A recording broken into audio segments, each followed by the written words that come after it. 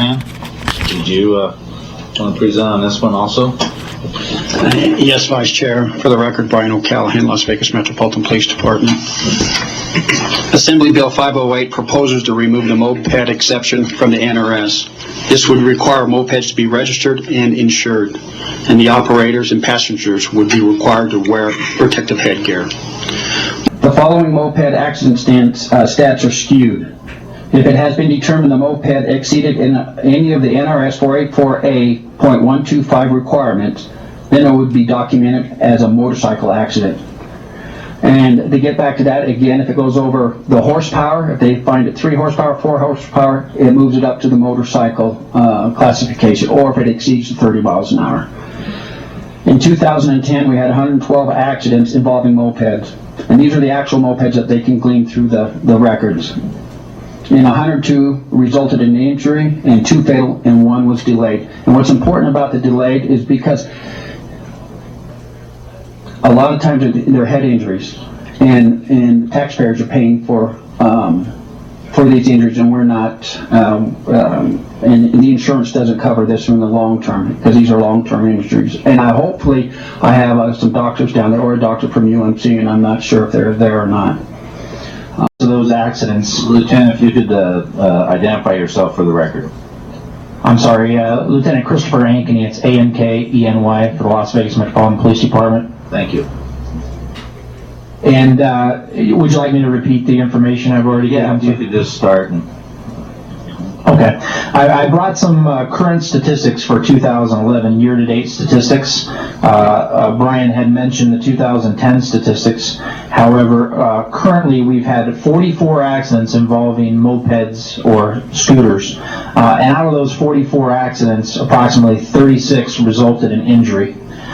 We've currently had 11 fatalities involving motorcycles this year so far, and out of those 11, 2 have been involved with mopeds and motor scooters. According to NHTSA, 40 lives are saved every 100,000 motorcycles registered, and these are 2008 statistics, sir. And $76 million are saved per every 100,000 motorcycles registered in 2008.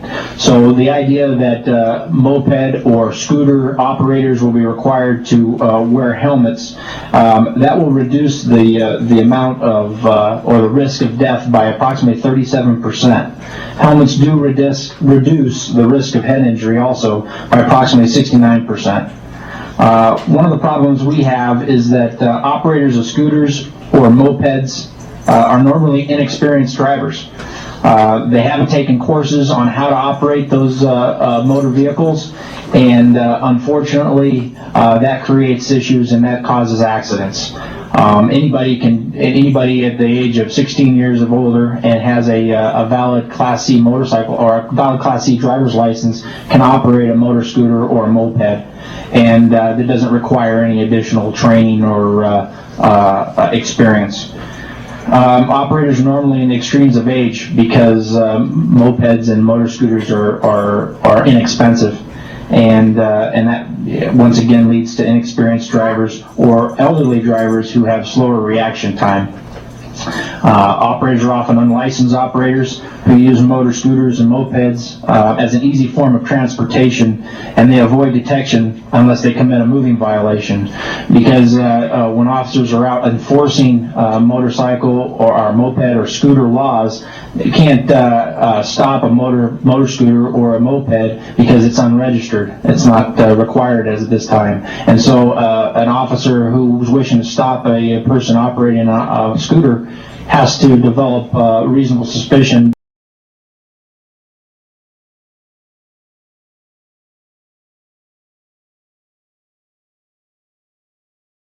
based on their driving behaviors, and that leads to more individuals that are out operating scooters without driver's licenses.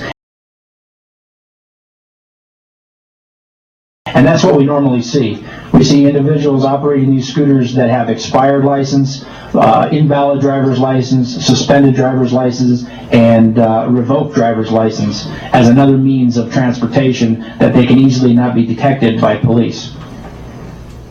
And that concludes my testimony regarding right, thank you. Then we'll go to Victor Moss. Yes, sir. Victor Moss from the Cycle School Motorcycle Training Program. I wanted to, again, say that it's an amazing thing that we can actually support something like this.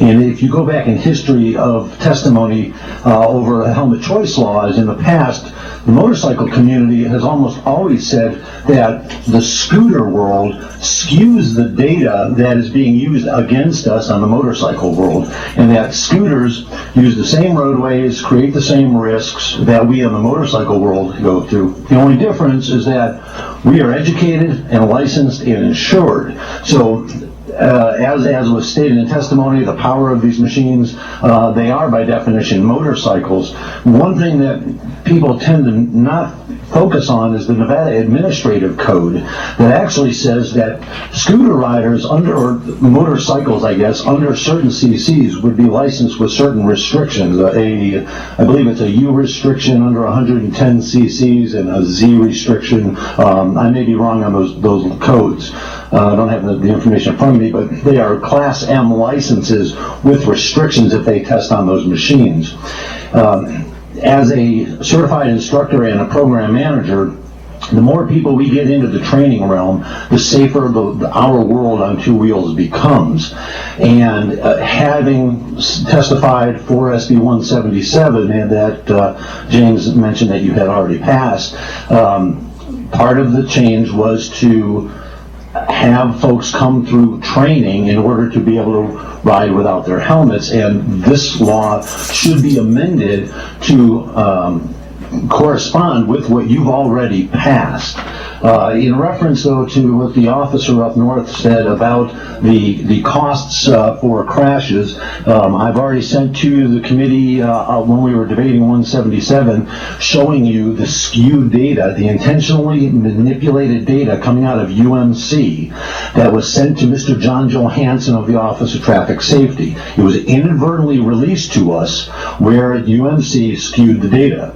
And I did some averaging out, sent it up there to show that it is insignificant statistically on the cost of the trauma treatment for unhelmeted and helmeted riders. I think the difference came out to about $4,000 difference.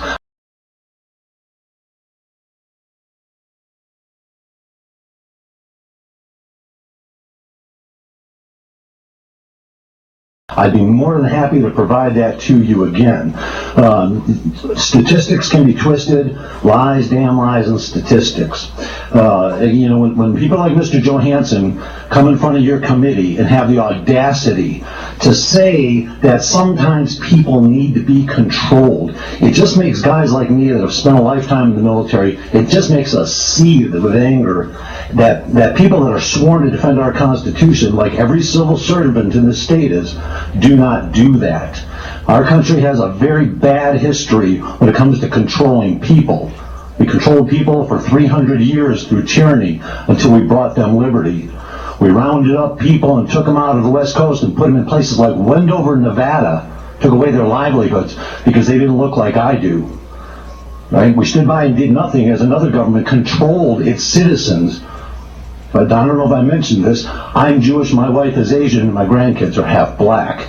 So when people like Mr. Johansson come into your committee and say that we need to be controlled, it just makes me angry. You all have the power to stop this tyranny, and I ask you to pass this bill, but do it with an amendment to match 177.